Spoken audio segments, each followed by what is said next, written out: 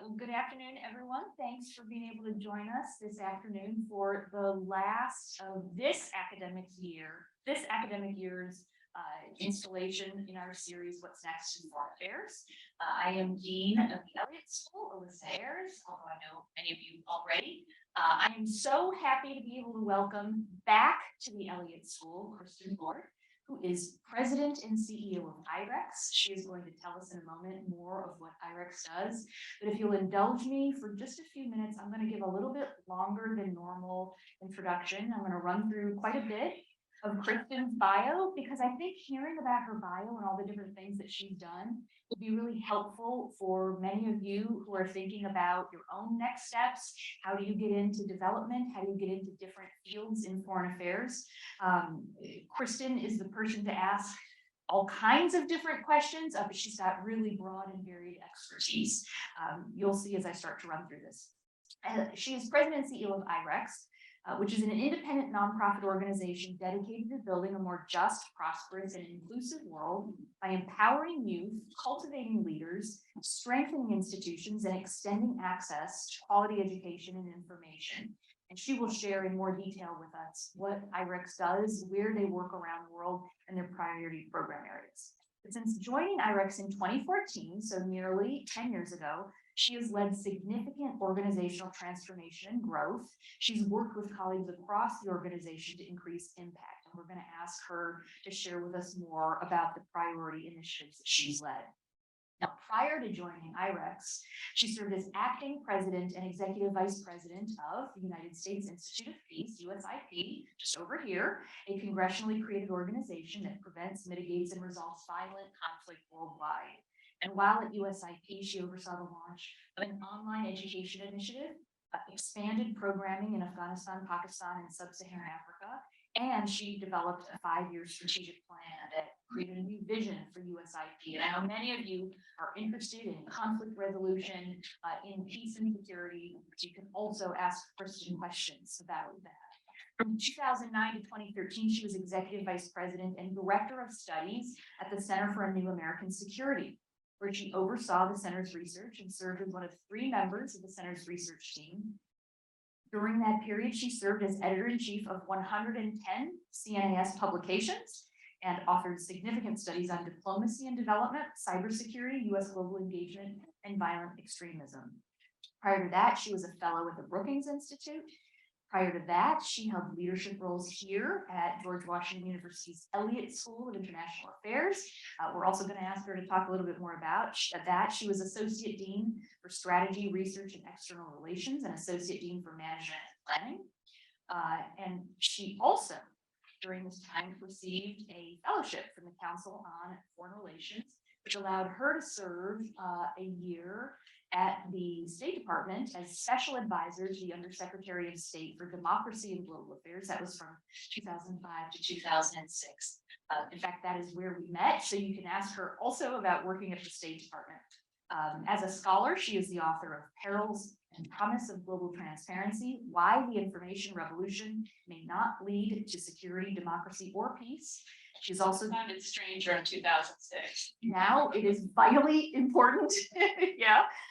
Power and Conflict in an Age of Transparency, co-edited with Bernard Fennell, and numerous book chapters, policy papers, and articles. She's also served on a number of boards, including the Board of Directors for U.S. Global Leadership, Coalition, Interaction, and Radio Free Europe, Radio Liberty. She is also on USAID's Advisory Committee on Foreign and Voluntary Aid, and a number of other board service engagements. So there's a lot there, I think, as you have all just heard, and I think there's a lot that we can learn from Kristin today. So first, welcome back to the Elliott School. And before we turn to talking about the global development field and how you see it evolving, and kind of what's next looking down the horizon, can you share a little bit with us about your own history with the Elliott School? Can you tell us about what you did during your time here? How do you see it as it's evolved?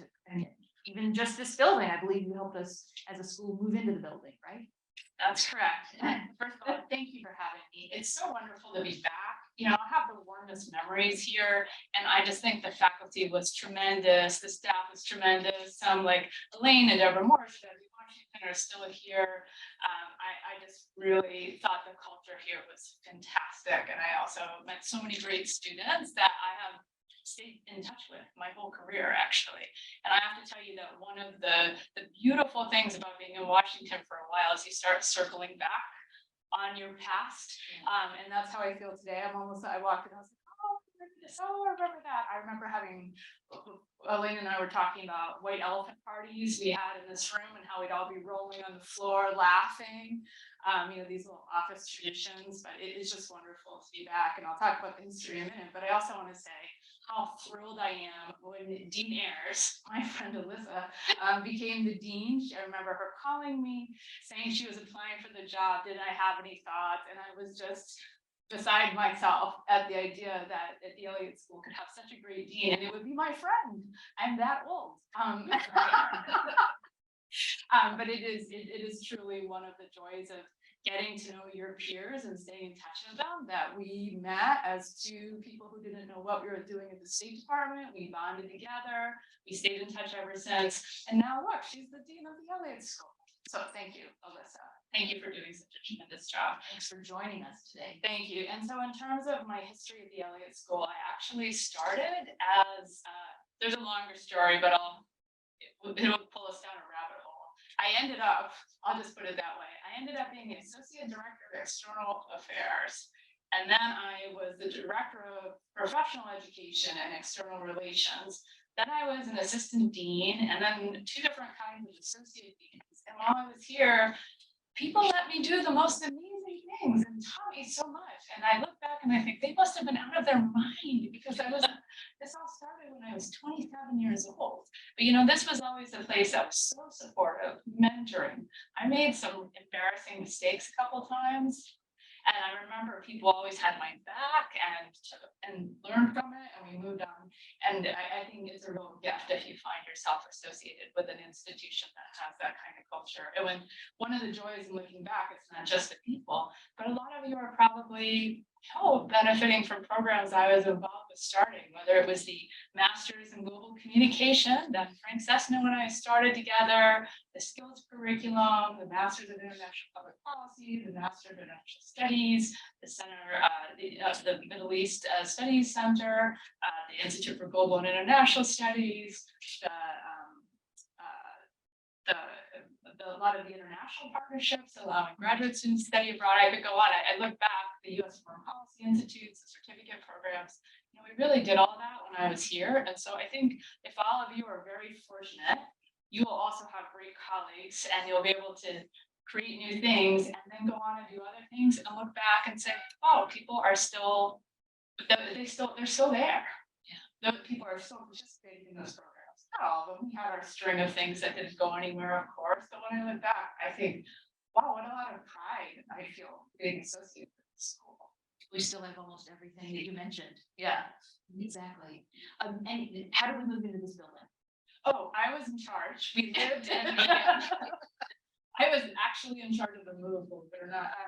We were in the Linder Hall, right on the quad, and we moved over here. We had a groundbreaking. There were pictures around, and it was really dicey because a lot of the faculty had to have smaller offices. So the generous colleagues warmly took the volunteer to be the ones to tell the faculty who were getting smaller offices who would be in which office. But yeah, I actually helped to move us in and decide who was going to be where, and help, what color the walls were going to be here and so on. It looks a little different now, but yeah, it was great. So let's turn to talk a little bit about IREX, which is the organization that you now lead. Tell us about the organization. I read the mission statement out, but give us a more fuller sense of what it is that you do, where you work, how do you approach your different priorities? So I'm going to start by actually giving a little history lesson, because I think it helps to understand IREX, to know where it comes from. And it's really quite an interesting story, at least I think so.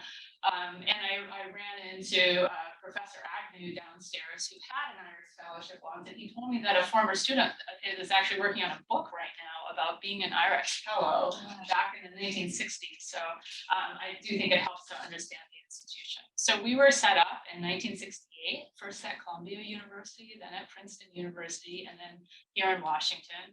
We were set up at a time when the Cold War looked very perilous and people were nervous that the world was going to end up in World War III nuclear war. And so at that time, there wasn't the internet, there wasn't CNN, there wasn't TikTok or anything like that. And so these were very opaque societies. People had no idea what was happening behind the Iron Curtain in the East, and vice versa. People who were living in the former Soviet Union did not have any idea what it was like in the West. And the idea was that, well, this is actually really dangerous when you're trying to have nuclear deterrence, and that the lack of knowledge could spiral into a conflict. So not out of some sort of naivete that, oh, if we just know each other better, we'll find peace and all get along. It was actually a very pragmatic view. We'll both benefit if we understand each other better, so we can avoid miscalculation that could end in a nuclear war. This was literally the thinking. And so a lot of the major universities came together, organizations like Carnegie, Social Science Research Council, a few others, they all came together and they helped to fund IREX so that there would be scholars, students, going back and forth, researchers going back and forth, thousands and thousands and thousands went back and forth during the Cold War. And really did that for decades. And then when the Cold War did end, IREX was one of the few organizations that really understood that part of the world. There was a time in the middle, literally everyone who worked for IREX spoke at least Russian fluently. And so we began putting down the roots of democratic societies. We cultivated new leaders for democratic societies, supported independent media, independent civil society, education reform. And actually, that's the roots of the organization today. So I'm going to flash forward. Don't worry, I'm not going to go year by year. I'm almost done. So today, we're more than $140 million a year organization in terms of size. We work in 100 countries. We have offices in 24 countries. And we're working, and so this is meant to promote more just, prosperous, and inclusive societies, and to faithfully name the pillars of our strategy. They look familiar to what we did in the past, but we have a much more global footprint now. Although I can talk about how that's changed even since I've been at IREX. When I first came to IREX 8.5 years ago, we thought our relevance in the former Soviet Union, Eastern Europe, was declining. My first trip was to Ukraine, and we were on the verge of shutting our office. And I said, wait. The Maidan had happened. Change was afoot. IREX is one of the few organizations that knew the country had deep roots there. And I said, don't. So we built back up our presence. We've been building up across that whole part of the world in Eurasia. Guess what? On the day of the full-scale invasion, we had 109 full-time staff across Ukraine. And right now, today, we have more than 100, and we're doing work across Ukraine. So that's a little bit of a story of how organizations also cycle back on their own histories, just like our own individual careers. We have about 700 people we're hiring. All our jobs are on our website. Please apply. Come back to that again. And I do want to recognize, I believe I'm a Mandela Washington Fellow, is that correct? So one of the programs we're proud of, and that we can talk about later, I think it's one of the most powerful U.S. public diplomacy programs in history. And I say that even though we implement the full part of the Fulbright program, is this program, the Mandela Washington Fellows program that President Obama started, President Trump and Biden have kept going. We have nearly 6,000 alumni, rising leaders from across Africa. We have more than 50,000 applications a year. So I have not yet met this fine lady, but believe me, she's got to be really special to be a Mandela Washington Fellow. So that's an example of the kind of programs we're doing that are still have this exchange element and really investing in the interest of the future. So can you talk a little bit about how your program priorities have grown or have some receded over time since you came on board? Yeah, it's really changed quite a lot. When I started, as I mentioned, the Eurasia part of the portfolio was declining.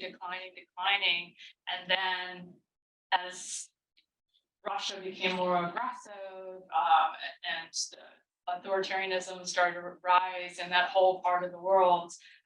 IREX was coming back, you know, reopening in the Baltics, reopening in the Balkans, reopening in Kyrgyzstan. We had to close our office in Russia, unfortunately, in 2016. We were not declared undesirable. We were told our paperwork was no longer important. And it was a sad day for us because we literally were created to build understanding with Russians. But you know, it was clear how things were headed then. So that's been rebuilding. We've also globalized, as you heard when the organization was started. This is long before me. We were focused only on Eurasia. And since I've been, not only have we built up in sub-Saharan Africa, but also have a really growing portfolio in the Americas, a little bit in Asia, which is relatively new.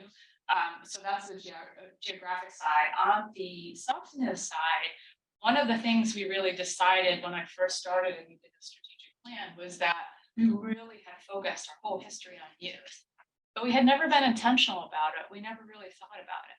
But when you look at the world, there are 1.2 billion young people in the world right now living on the planet. The average age of an African is 19 years old. In some countries, the median age is 50. You're an expert on India, one of the world's leading experts on India. I think there are 300 million people in India under the age of 60, if that's correct. 300 million people in India are under the age of 16. And so we said, if you want to understand the future of the world, if you want to impact the future of the world, you really need to be much more intentional about the education, the employment opportunities, that holistic experience that young people are having. So we made youth a priority. Another one I know you're interested in is our work to counter disinformation. That work started very organically in Ukraine in about 2014. People were being flooded with mostly Russian, not exclusively disinformation. They didn't know what to do. We were working in libraries in about 1,000 communities at that time. And people were going and saying to their librarians and saying, I don't know what to believe. And so we started developing curricula to help give people the tools to recognize facts and fiction, check sources, and so on. But then over time, as we were doing the work, we realized that that's really only part of it. And just teaching people fact checking doesn't work. However, you can teach people skills to consume information more critically. Think about, what is this person trying to accomplish? Why am I getting this information? Why is this coming on my social media feed? Also, recognizing emotional manipulation. This person is trying to evoke an emotional response from me. And also teaching people how our own brains work. When we're scared, when we're frightened, when we're angry, when we're intrigued, we have an impulse to share. Press the forward key. And we were wired that way. It was protective once upon a time. In today's information environment, it is not always protective. And so we've learned, and other scholars have learned, that if you give people these skills to check facts, to check sources, and so on, but also to recognize the emotional manipulation, and also to, when you have that feeling, to not just press forward. We call it care before you share. And that's become a major focus of ours as well since I started. So now we're doing that work in 20 countries. 20 countries. 20 countries, including the United States. So there's no specific geography for those 20 countries. It's global. Well, there are 20 countries where we have active programs. I mean, not right now. There are some materials that are available globally, but in terms of active programs, we're either working with the Ministry of Education to work this into the curriculum, or training teachers, or working through informal youth groups. We have more than 20 countries now where we're doing this work. And then the last thing I'll say, Alyssa, we've continued to expand our leadership development work, but also our work to support independent media around the world, in Syria, in the Republic of Georgia, in many other countries, in Sudan, unfortunately.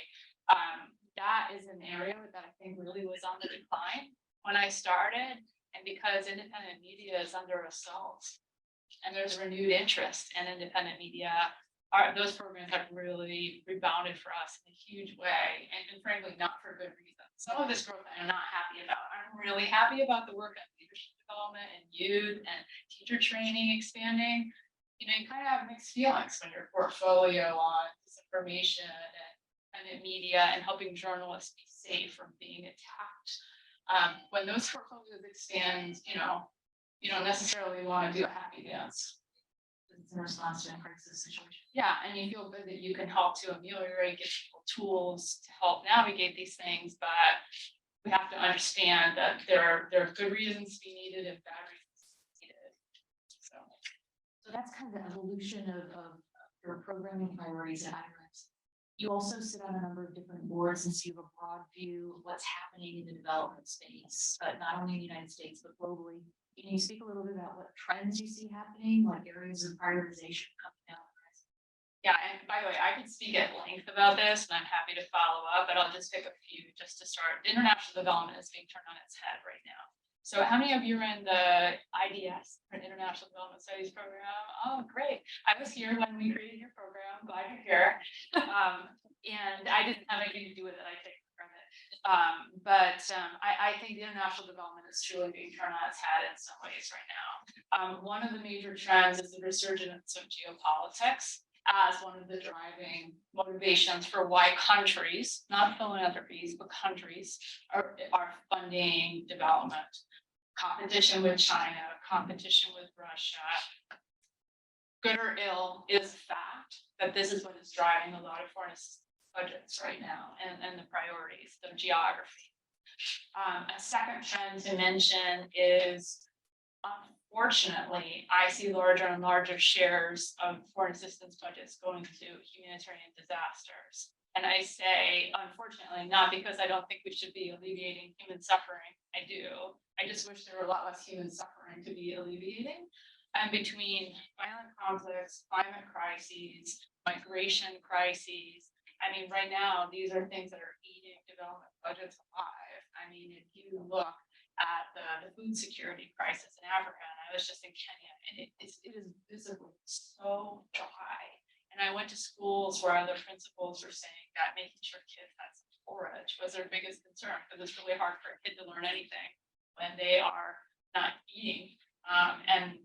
So that's an issue. Obviously, Ukraine, and so this issue of humanitarian budgets, eating development budgets. The problem with that is that you're never doing preventive work. You're only dealing with floods in Pakistan. You're only dealing with the climate crises, food security. It eats the budgets that should be used for prevention, development, so that people, even something like an earthquake, we cannot control earthquakes. We can control tremendously whether there are good building codes in place and good governance, so that people don't die from earthquakes. Like earthquakes in Syria and Turkey, not nearly so many people needed to die in that tragedy. Again, no one can control an earthquake. But where's the investment? Where's the good governance? That's a governance issue that's going to go to do that kind of prevention. So humanitarian budgets, eating development budgets. And then the last thing I'll say is I have to talk about localization. Localization is something that's been talked about in international development for a long time. I sometimes have to have conversations with people who have been in the business a long time, because this is my first job in international development. That's another story. But for people who have been in the sector a long time, I have to say, no, it is real this time, and it really is. We see even really fairly conservative donors like USAID, not Ford Foundation, which is very forward-leaning actually these days. They are giving 100% of their money exclusively to local actors in certain circumstances. And when they say local, they don't mean IREX's Kenya office, where we have 30 staff and every single one of them is Kenyan. That is not what they're talking about. They're talking about locally originated and locally staffed organizations. And I think that overall this is a very good trend. Like all trends, sometimes it's a little blunt around the edges. We can talk about that if you're interested. But that is turning development upside down. And then the last thing I'll say is, how development is paid for is really changing. There's so much development finance. It's a huge new trend. Social impact bonds. No one really took them seriously until a few years ago. Trying to leverage private investment and how development agencies can try and leverage private investment and private philanthropy. And the Gates Foundation gives more out than all but just a handful of countries. I mean, there are so many well-off countries in the world, and the Gates Foundation is still getting more than most of them. So those are the big trends. Thoughts out there. That's great. In the fall, we actually hosted in collaboration with the GW School of Business, an event with Irene Shenaz, who was visiting from Singapore. She founded a investment exchange. It uses the tools of capital markets to address social issues, social development issues. I know we want to open this up to the Q&A. There's going to be a lot of questions, I'm sure. I just want to ask one more question before we do that, and that is, what kind of advice would you give to our students? It's a little soft. What kind of advice would you offer our students who might be thinking about careers in the development sector?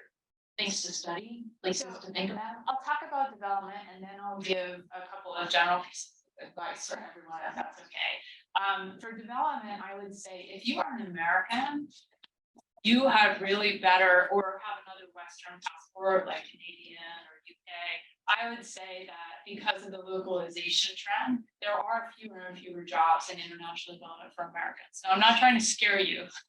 What I am trying to say is you really need a different skill set than people did in the past. So you need to have a very specialized skill set where you're really adding value. And that will depend person to person what that looks like, whether you're an expert on using data, monitoring, evaluation, and learning, whether you have a real technical expertise like water engineering, whatever it is. But more and more people who are just implementing programs and our program managers, they are from the countries where the work is being done. And that is a big change from even 5 years ago. Not so much at IREX, but especially at other organizations. So I would say that would be a really big one. Another thing for international development, data is huge.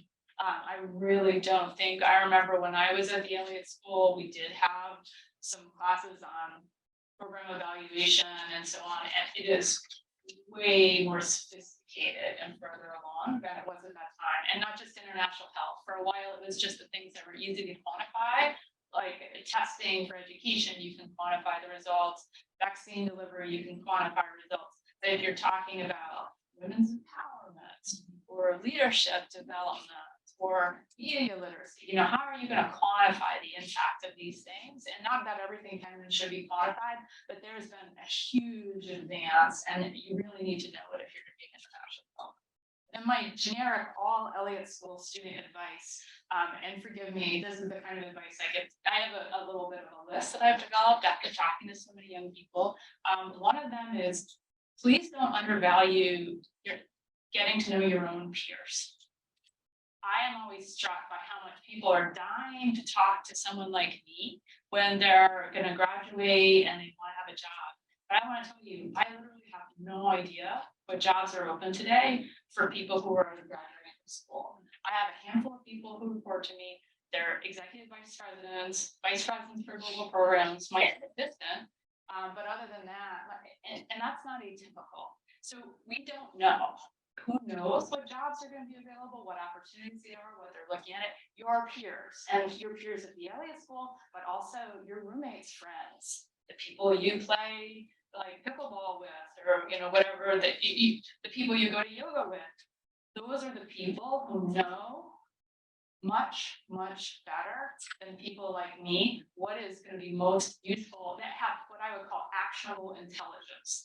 And I find that consistently people undervalue that. And then over a period of years, look, I told you about Alyssa and myself, we banded together because we were new to the State Department, we were comparing notes, like, you see how they do this crazy thing, what do they mean when they send it to the line? That doesn't make any sense, but over the years, we've helped each other many times and given each other good advice, and I have a lot of friends like that. And so I would say really invest in those partnerships and those relationships with people at every level. And then the last final word I would say is, please do not stress out so much if you don't have a clear path about what you're going to do. I find that young people today are so anxious about having this perfectly curated path where they know what they're going to do and it looks good on social media and they can tell their family at Thanksgiving what they're doing and everyone will be happy. I fell into everything I ever did, including this job. I had an amazing career. I never once at any stage could have possibly predicted the next thing I would have done. I was at the Elliott School by an accident because my husband and I got married and we couldn't begin to afford to pay our tax bill. And so I was a temp at GW, and it turned into a series of jobs that were absolutely formative for me with relationships that last to this day. None of that was predictable. If you work hard, build good relationships, do right by people, and try to work with good people who are interesting, who have ideas, who are trying to do things. If you do that, most of the people I know who do that, actually things work out okay. You're gonna be okay. I'll leave it with that. Really good advice, really good advice. Let's open this up to questions. I know we'll have a lot. And we will also have a mic going around, I think, to make sure that those online are able to hear the question. Yes, Frank.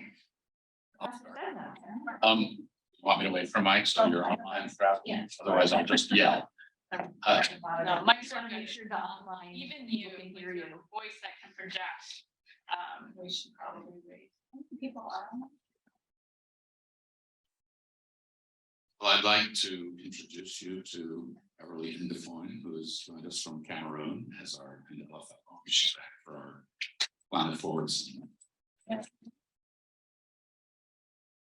And I'd like to take the opportunity to ask you a little bit more about your work in Africa, and specifically what you're doing, what your work is with the young people, and what your overall sort of priorities on that particular continent. Big question, big continent. Big question. Excellent. Well, I would say that, they very much mirror our strategies for the world, basically. You heard we have 4 pillars of our strategy: engaging, empowering young people. We're doing a tremendous amount to support young people and young leaders in Africa, like the Mandela Watching Fellows program, but also I was just at a program we have in Kenya that's really supporting schools to teach young people to learn in a very different way, especially in disadvantaged regions. So many places in the world, there's the old sage, they call it the sage on the stage approach, where the teacher stands in front, the teacher lectures, you tell the teacher back to them on a test what you heard, and that's the end of it. Doesn't really prepare people very well for 21st century jobs. So we're doing a lot to help young people by training the teachers to teach with these more engaging methods. When it comes to cultivating leaders at all levels, we have the Mandela Watching Fellows program, but also a number of others to help community leaders, to help people who lead with data. Apparently, as of yesterday, we have a brand new program on climate leadership, right? Which I know is and I'm sure there will be people from Africa who participate in that program. So that's the leadership level. On strengthening institutions, really working to strengthen independent media institutions in a number of countries, including South Sudan, including Sudan.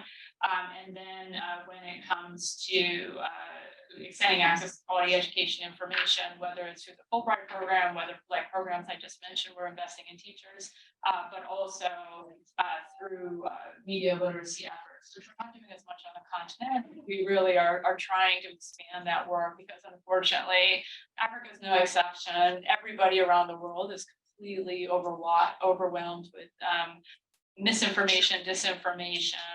I was also in Tanzania on this particular trip, and we heard a lot about it there. We heard a lot about it in Kenya. So we'd like to do more there. So, but for us, the youth is really at the center of a lot of it, and because the continent is so young, and because they're doing amazing work. So a lot of Beverly's Mandela Watching Fellows colleagues, these are people who, the program is not for people who are high school students. You have to be 25 to 35. And we have people who within a couple of years are ministers of different government agencies, who are CEOs of companies, who are leading movements to, really doing incredible things. And so I think we want to keep expanding that kind of work. But thank you for the question, Frank. And I think this idea of development often tends to focus on solving problems. I would like us to see us play offense a lot more. What I mean about offense is to create opportunities for people and create opportunities for people to create opportunities for others. And this is the magic of a program like this, is you invest in these almost 6,000 people, but the multiplier effect that those people in turn have, and they're chosen because they are servant leaders. That's why it's named after Nelson Mandela, because he was such a model servant leader. You know, these are the kinds of programs I actually wish we would do so much more of. I mean, these programs cost tiny amounts of money in the grand scheme of things. But you know, it costs $35 million a year to track one terrorist with a drone for a year. Do you know what we could do with $35 million to cultivate leaders like Beverly? So I'll stop there, but that's what we'd love to do more of in Africa, but a lot of places, honestly. Other questions? Yes. Hello. Okay. Hi, my name's Jinar. I'm a graduating senior here at Elliott. Thank you so much for sharing, especially advice, very much needed. And I was just in New York last weekend, and I feel like in development, especially, we're talking about the PPP, the private public partnership. I would love to hear a little bit more from your perspective in terms of what are the trend or what do you anticipate or observe are the change, if there are any shifts, what are the sort of in terms of donor relations or anything within the IREX or your past experience. Yeah, thank you. Thank you. I'll say a few things on this. You know, I think public-private partnerships has been sort of a buzzword in development for a while now. And honestly, I think USAID and other development agencies are still trying to figure it out. They've gotten better and better and better, but there's still a tendency I love these people. They're wonderful people. They're devoted people. I can't say enough good things about them. But a lot of people who work for development agencies have never worked in the private sector. And so sometimes there is this sense in development agencies that what public-private partnership means is we're going to run our USAID or our DFID or FCDO development program, and the private sector should write us a check. And sometimes they do. And there's a humanitarian disaster. Procter & Gamble manufactures Pure, which is a little packet of water purifying stuff, and they donate a whole bunch of packets. All that's good. Honestly, it only scratches the surface of what the private sector could do and the way that they have to be motivated. You know, when the private sector wants to get involved, when they also have interests at stake.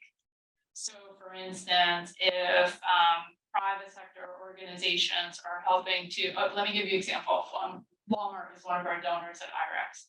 Walmart, and I won't talk about our program, I'll talk about some others. Walmart is investing in developing entrepreneurs across the Americas. Why? Because they're expanding their supply chain in the Americas. Why do they care about developing entrepreneurs? Well, because they want to be able to source their stores and their suppliers, but also in terms of, honestly, they can do a lot more for people because it's not just about writing a check, which will be limited. You know, these are people who have shareholders. They will get sued in court by their shareholders if they do not maximize profits. But people have to remember that in development agencies. So they have to show that there's a return to their shareholders and to the company. Well, they can create much more of a win-win by providing artisans and local manufacturers access to the Walmart supply chain, which can employ a lot more people and create a lot more wealth and a lot more jobs than whatever check that Walmart decides to write. And I think that way of thinking does not come naturally to people in the development world because most people in development have never worked for a private company one day in their lives, and they may not even know that many people do. And so trying to really think about how do you really harness the private sector to do what they are best at is really important. A friend of mine runs the gender programs in Amazon. And yeah, Amazon gives a little bit of money, but their real power, again, supply chains. You know, you give women entrepreneurs in India access to the Amazon supply chain, now you're talking about a big impact. And so that is what I would suggest when you're thinking about public-private partnerships is, you know, it's great, like in Ukraine, thank you to Hewlett Packard and Microsoft, they helped us get 5,000 laptops to kids whose schools had been destroyed so they could do distance learning. Fantastic. But in the grand, I mean, thank you. I'm deeply grateful. It helped a lot of kids. Excellent. But you really want to change some people's lives? You give literally thousands of women access to the Amazon supply chain and look at the multiplier effect of that over a period of years and decades, then you're really talking development change of a lot of poverty. permanently. So that's my piece of advice, is try and understand what will get you to scale and what's not just a good photo op today, but will actually long-term transform the circumstances of people, and how do you leverage private sector to do that? Should we take any online questions? We have one online, and this is from faculty member Fred Nathan Brown. Oh, Brown. hi, Nathan. He says Dean Ayers asked about advice for our development-oriented student, but what would you say to an undecided undergrad today who might find the prospect of a career in international affairs dreary or forbidding? Well, I don't know about dreary. Forbidding, I think all young people in college who are on a perfect path feel a little sense of forbidding. My advice would be to, first of all, really to focus on getting some experience through internships. I know a lot of people do that. IREX has an internship program. It's all on our website. You can do that. You know, the Elliott School has been great about helping people find those opportunities. Another thing is to network with peers. I mentioned that as an undervalued resource. I would also say to focus on the skills that you have. Being a good writer, being able to do analytical work, being able to apply skills maybe you had in a club or another activity or work study program here where you're managing events, or these are all transferable skills. Think hard about what you're doing. And then I would say that first of all, don't feel like you have to have it all figured out, and you still have a lot of time to change. And even though everybody looks on social media like they have perfectly curated careers, believe me, they're not. Most people have accidental careers like mine, but I would say that as you begin to narrow down what you would like to do as a student, whether you're a Middle East expert like Nathan, deciding, do I want to be a professor? And if so, I need to start thinking about applying to PhD programs. Or would I like to be in the intelligence community? Or would I like to work for a company that's doing business in the Middle East? Starting to narrow down it is helpful, and you can change, but it's a start. I always ask people who come to me and say, I'll do anything. I always ask them to find something specific, because it's a lot easier to help someone who says, I might want to work for the government, or I might want to work for a humanitarian relief organization, or it is much easier to feel like to think of specific ways to help that person, or someone to introduce them to, or some opportunity. But if someone says to you, I'll do anything, you literally don't know where to start. It's very paralyzing. So I would say, be out there. There's also, you would be amazed as a young person at how much serendipity is involved with finding a career. And you've probably experienced, people you meet at a barbecue, or people you barely know, will end up being the people who help you the most in your career. And you don't expect this. Like, I could give you a list right now of people I barely knew who changed the trajectory of my career at the time. But if you don't get out there, if you don't talk to people, if you don't meet people, if you're not doing things that sort of put you out in the world, being exposed to ideas and people and opportunities, the serendipity is never going to play out for you. It is a little bit of a numbers game. You never know which of those times you're out there is going to turn into something or not.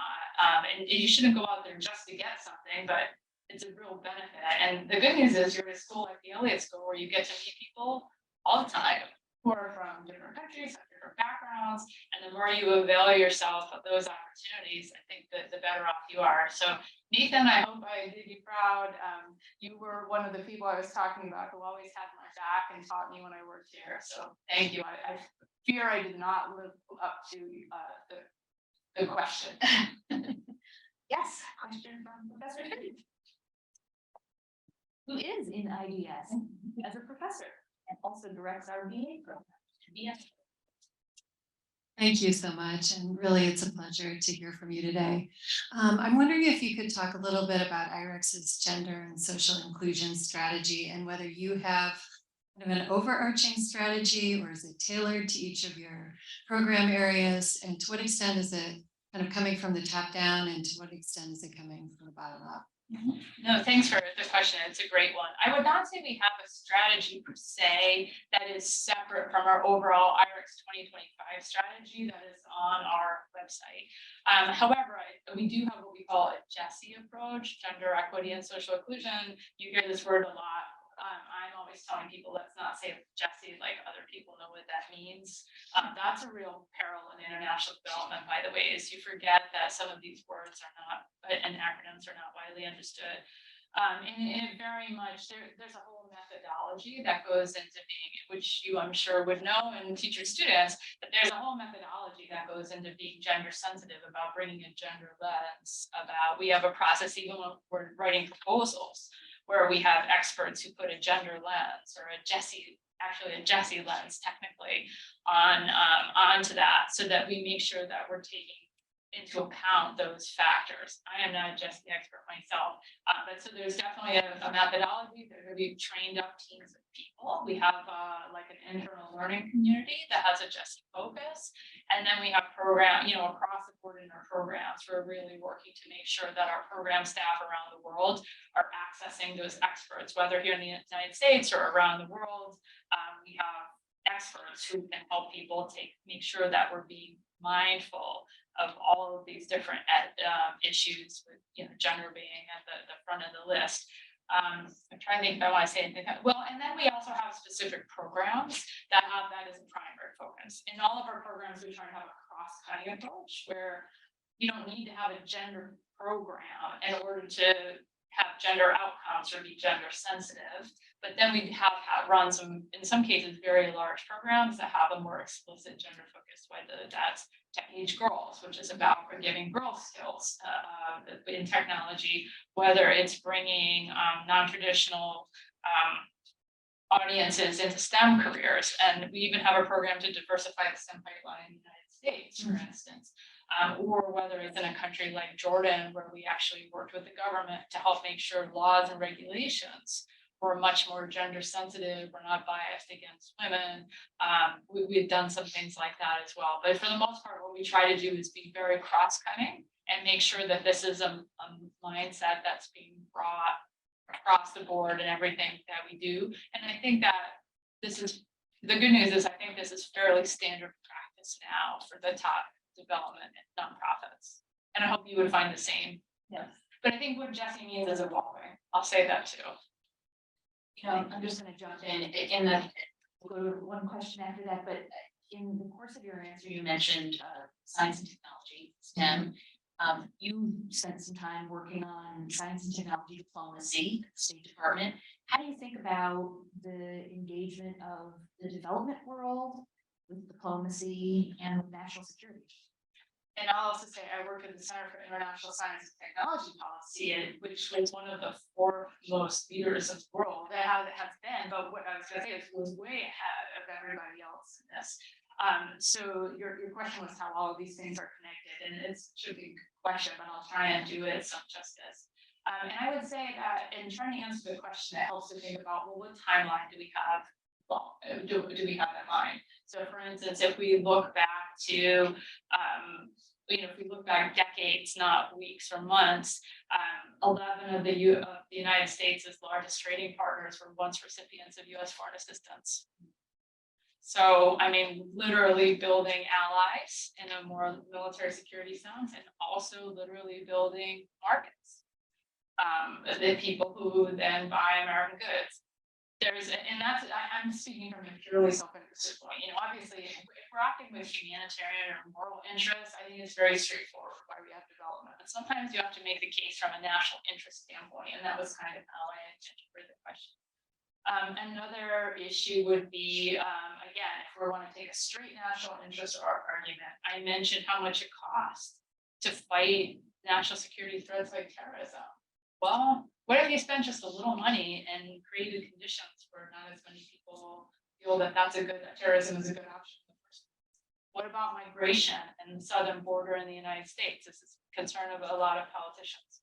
Well, what if countries like El Salvador are not so violent that people feel like they would risk anything and even send their children alone to get them out because it's so dangerous? What if poverty is so severe that people feel like they have to take life-threatening risks to leave a country they'd actually prefer to stay in? So you can look at it from that lens. You can look at it from a humanitarian moral lens. You can look at it from a national security lens. You can look at it from an economic lens in terms of creating markets.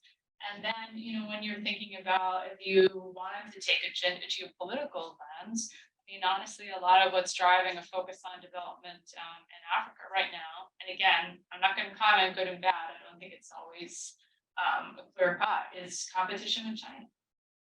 Competition with China, whether any of us want that to be the driving motivation or not, that is the driving reason in Congress for continuing large amounts of assistance. I personally am agnostic about it. It's like, hey, if that gets you to support good things and young people in Africa, do you think that's your motivation? That's fine with me. I'm also not against Chinese investment in Africa. We're not going to create a subway in Addis Ababa. The Chinese want to. My view is, okay, they're not getting a subway otherwise right now. It's a really big city. But I think I'm digressing a little bit, but I feel like I want to correct the record here. I feel like, we have to think about it with a geopolitical lens, but not just be so obsessed with matching China to protect the development that we lose sight of why we actually do development, which is trying to transform people's lives and also to advance US interests along the way. And then the last point I'll make, because you mentioned diplomacy, is that hopefully we try and head off some problems. I was just reading in the news this morning about when the Egyptians were allegedly, according to the leaked documents that came out, wanting to, or at least considering selling arms to Russia, according to these documents. Apparently some diplomats, who you probably know, got on a plane and went and talked to the Egyptians and not only talked them out of supplying arms to the Russians, allegedly, but also they convinced them to give arms to Ukrainians instead. Well, we could have ended up in a much worse situation if we didn't have diplomats who were in a very savvy manner going into a complicated situation. And by the way, because there's been so much more assistance to Egypt, they gave them probably a lot of leverage when they said, hey, we think you ought to be, if you're going to sell arms at all, we think you ought to be selling to the Ukrainians rather than the Russians. So I don't have access to classified documents. I don't know what happened after that, but I haven't heard about any actual arms shipments going to the Russians from Egypt. We have a question right here. Thank you. Hi, my name is Maria. I'm also another grad student currently at the Elliott School. And we did talk about localization a little bit, and I agree with you. I do think it's a positive trend, but you seem to have your reservations about it. Would you be able to go into that a little bit more in depth? Yeah, and thank you for the question. And I should be a little clear. It's not so much reservations, it's understanding the complexity of it all. And there are complexities in a number of fronts. One is, what does localization really mean? I know one very prominent leader who said to me, I'm afraid that we're just focusing on who's getting the check. Which is, is it just a small local organization that's getting a check, but we're not actually building up the capacity of the organization. We're not actually investing in the leaders. We're not actually making sure that what they're doing is sustainable. If localization should be about shifting power, building up local organizations in a way that's sustainable. But I thought she put it really well. I mean, it's a little blunt, but it's true. A lot of the conversation has been, who's getting the check? Is it a US contractor or a local organization? It's a little less complex than that. I'll tell you some numbers of my own team. They've gone into meetings and been told, well, we only give to locals. And they're like, well, we're Kenyan and we've been working our whole careers in international development. And they're like, well, but you're not decision makers. And they were like, we're pretty sure we make decisions on the senior management team. And so I think there are a lot of nuances here, but I think people are figuring it out. Look, there had to be a course correction here. Of course, if you really care about development, actually care, you should want local people to be leading the charge. You should be wanting local people to build up so they can take things on and do it themselves. Frankly, you have to work with governments. A big critique I have of international development is that we all want to work around governments probably a little bit too much. Not for bad reasons. Sometimes there's corruption, sometimes it's more efficient. We can get the job done faster, but you know what happens if you don't build up local governments? They never have the capacity, and their own citizens don't trust them to deliver because then they haven't built that trust with their own citizens. So but a lot of times there's a really good reason we're not working with governments.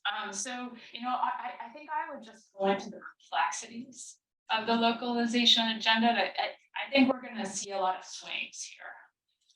And even when I was in Africa meeting with some of the big foundations, they had started saying, we're only giving the localization. Some of them are starting to say, maybe we painted with a little bit too broad of a brush.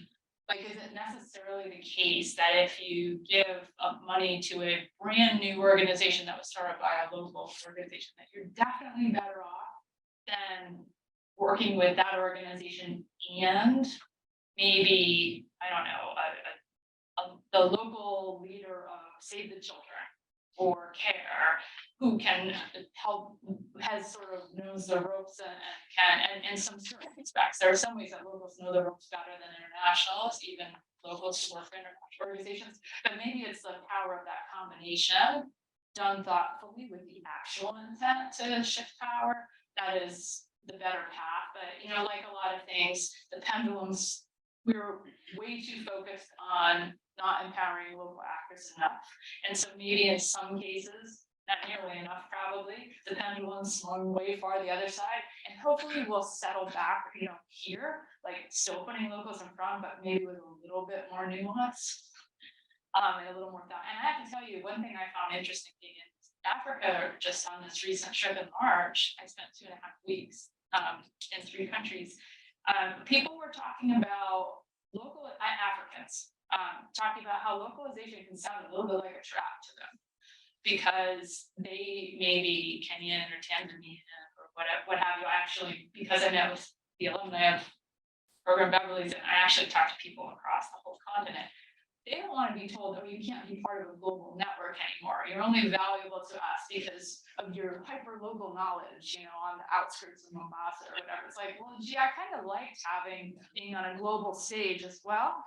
And so I think we have to be careful. I mean, one thing I feel really proud of is that increasingly we have people in global roles who sit anywhere in the world, like people who are leading experts on Jesse or gender equity and social inclusion or monitoring guidance and learning. And they can sit in Moldova or in Kenya or wherever, and they can serve the whole world as well as their local colleagues and local communities.